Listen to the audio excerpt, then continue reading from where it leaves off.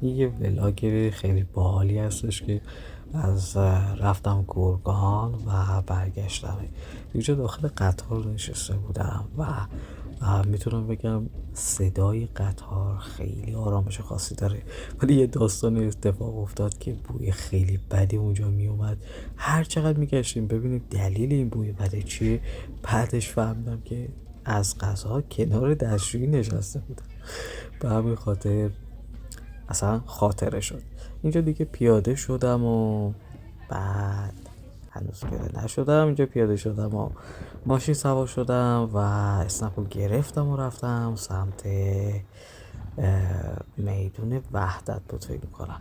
اونجا رفتم که دوستم رو ببینم و با هم دیگه بریم یه غذایی بگیریم و بریم یه جایی خوب که یه حس خوبی هم بهمون انتقال پیدا کنه. آسمون خیلی قشنگه و یکی از خوبی های گرگان این هستش که هواش خیلی خوبه و جنگل های قشنگی داره، من که خیلی دوست دارم.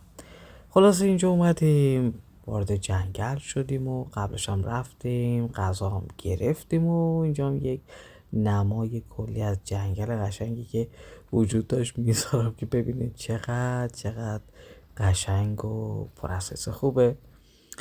خب خلاصه اینجا راه رفتیم تا برسیم به اون مقصدی که میخوایم بشینیم.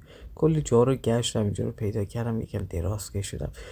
خیلی خوب بود، حس خوب و آرامش خاصی داشتش، هوا هم که قشنگ اصلا قابل گفتن نیست. یه هاپویی هم بود اونجا هی میومد نزدیک ما و خیلی دوست داشت با ما غذا بخوره. بله، یه شب جایی بود که نشستم و خیلی قشنگه، پیشنهاد میکنم شما هم برین جنگل های گرگان. حالا هر کدومش رفتیم فرقی نداره، حتما برین، خیلی حس خوبیه. خب اینم غذایی هستش که خودم گرفتم و خیلی خوشمزه بود. نگم دیگه چقدر خوشمزه بود دیگه، از این سخاری های خیلی خوشمزه و ترد، خیلی خوشمزه. ابرام انقدر گردالی و قشنگ و ابرو بود که نگم دیگه، خیلی قشنگ بود دیگه. به هر حال اینجا هم آینه اومدم که حس خوب بگیرید، از این سمت به سمت ابر و از اون سمت هم به سمت ابر.